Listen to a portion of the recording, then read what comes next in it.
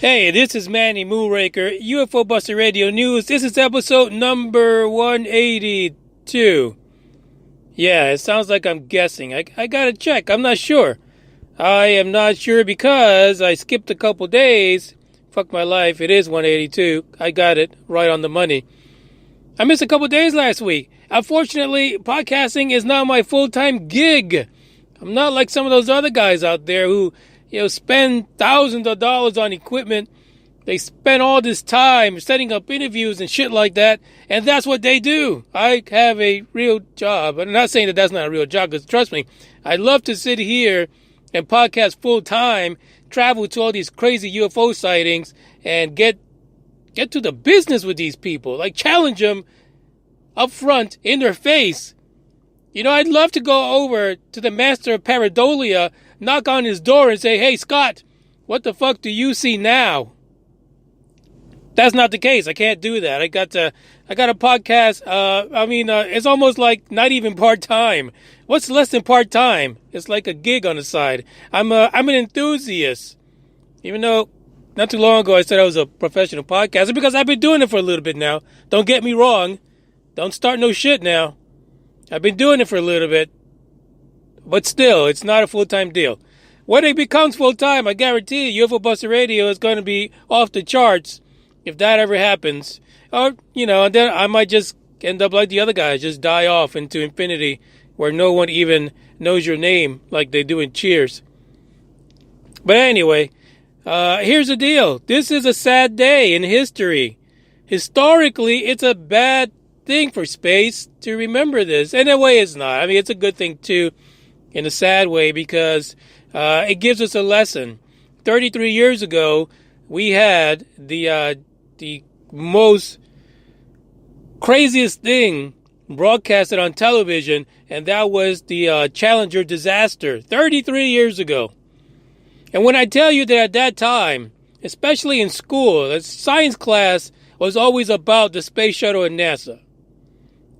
I remember at one point we even had this hallway where we pretty much, being the up-and-coming artists that we are, we actually did a life-size schematic of the shuttle. We didn't have the secret bays that the government has in there back in the day, but we did have the stuff that everybody can see on the website. And it took about 3 or 4 classes to draw that out over a month. The school system was all about NASA, and I assume everyone was. But this particular shuttle mission, I believe it was 51, was the one that was important, right? Because it was the blue-collar shuttle mission. It was the one that had our own blue-collar teacher. It had a teacher on it. She was the first civilian to take part in one of the shuttle missions, Crystal McCullough. And you know what? How exciting was that? And I still remember, like, they would do they would cut away to show her students, watching basically what would turn out to be something that would be burned in their minds forever. Like, you could see it. Like, it was, you can't, it's not something you just don't forget. But that was our shuttle mission. That was the civilian shuttle mission. That was the one where you and I actually saw ourselves, well, more like our parents, because we were probably, most of us were probably little guys by then. But, the people saw themselves as one day, I don't have to be part of the Air Force. I don't have to be part of the government, but maybe one day I can go into space. Maybe one day I could be in that suit, and I can go into zero gravity and look down on my blue planet. But, as we know, it ended in a disaster. And it wasn't the last one. But those are the perils of space. And I think that's the lesson that we get out of all of this, is that space ain't easy. Space is hard. Getting into space is a motherfucker. And so when you see people like Elon Musk and anyone else that's trying to get, their stuff into space, Virgin Atlantic and all those guys, Blue Origin, and the fact that people are going to get on there Don't forget the people. The people are folks that are putting their lives on the line to get into space and move space travel forward. It's not always about the UFOs. It's about the people too. So I hope all of you that remember this disaster while you were running around in your underoos, that you take time to acknowledge the fact that was our space shuttle. That was our time in space. Now we have a lot of rubber dickery going on from the corporate situation, but there's still people. And, that was my thing today. And if you look at the image for this podcast episode, it is an image of the Challenger right before it took off into space. I believe it was only less than a minute before, after that picture was taken, actually, that the explosion occurred. And then there's a lot of articles going back now, looking at to see what happened. Was the O-ring, and the temperature of the O-ring was too cold, so that, it fractured, and then the shit hit the fan. But my point is, remember these things, remember these events, because this is a price we're paying basically to get our asses into space and eventually into interstellar space. And it's a sacrifice. It really is. It's a complete and total sacrifice. But there's an article that I linked in the description where you can read a little bit of that infamous day of the space shuttle disaster if you want to take a look-see at it. But, I'm sure it's everywhere. It's on the news. It's in all kind of publications. So I'm sure there is a significant amount of sources for everyone to look at. But this is it's something we should keep in mind when we hear all these guys trying to go into space. So there was a path. There was a path to us getting there.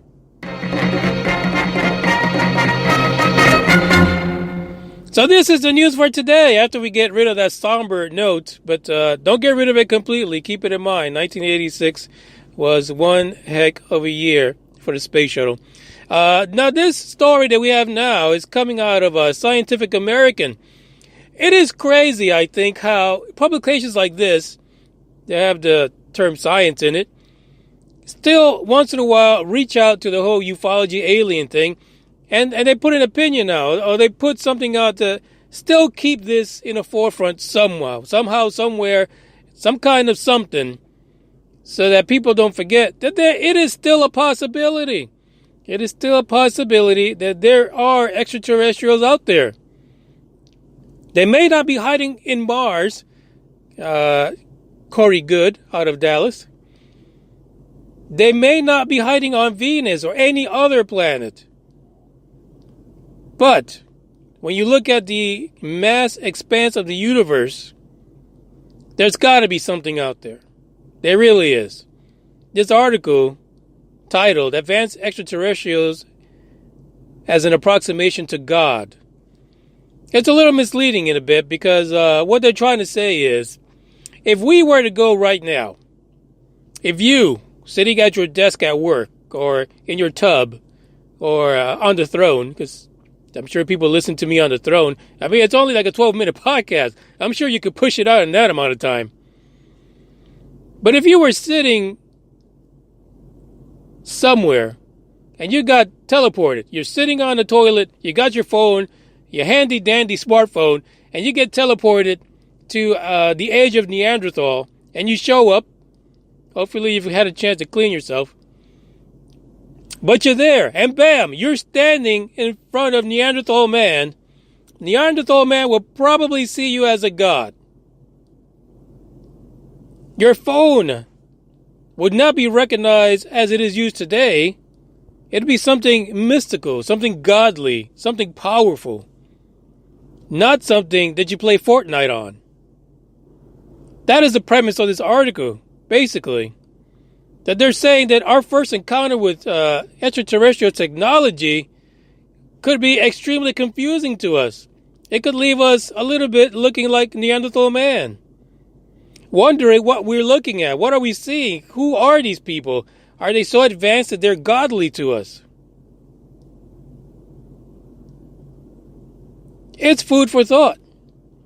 The article is a little lengthy in a way because it also talks about other things. Another thing is that the fact that scientists have often wondered how in the world did we get to planet Earth? Why is it that every single planet within our solar system does not have humans? Is it because the planet was chosen? We already identify other planets in our same position in the solar system, in other solar systems, as being in the Goldilocks zone.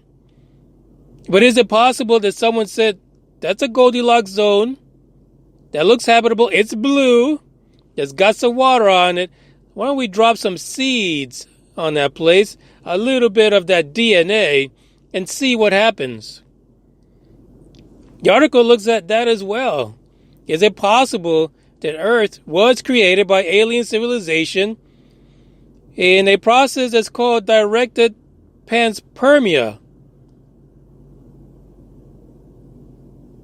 Have you often thought about that? I mean, does it ever cross your mind that maybe we were brought here and placed in the ecosystem in order to thrive and evolve?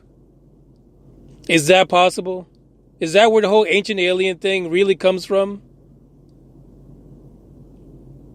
Do you believe life was seeded on this planet? It's a good article to look at because, frankly, I don't see how anyone could actually stand in front of ET and really know what the hell's going on.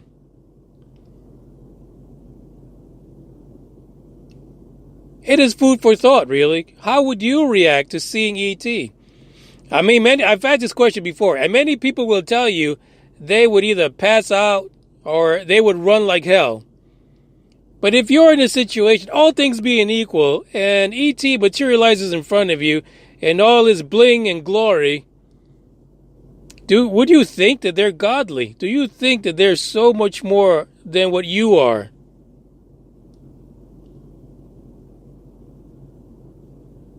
It's a really good question to answer.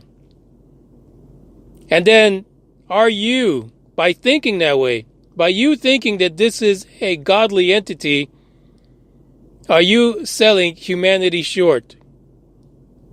Will you be predisposed to being constantly probed and treated like a farm animal? It's a good article. Also linked to the description. Go ahead and check it out because, these are good reads. I actually read both of these. I was especially, touched by the space shuttle situation. It's hard to believe it was 33 years ago. It's hard to believe that there's no space shuttle program anymore and we're going back to fucking capsules. But hey, no fucks given. I don't know shit. I'm just a regular guy. I've actually been kind of like in a somber mood since reading the whole Challenger thing. So we're going to end this podcast with a little sad little song. But don't forget to follow the podcast and share it and like it and letting people know you listen on Facebook, Instagram, Twitter. And if you go, listen, here's the weird thing. I got kind of ticked off a month ago because somebody said I was listening on YouTube and it was like paint. I was like watching the paint dry. Well, no fuck. You're listening to the audio on a video format. So you are watching the paint dry. But I did find out after that many people actually listen to podcasts using YouTube.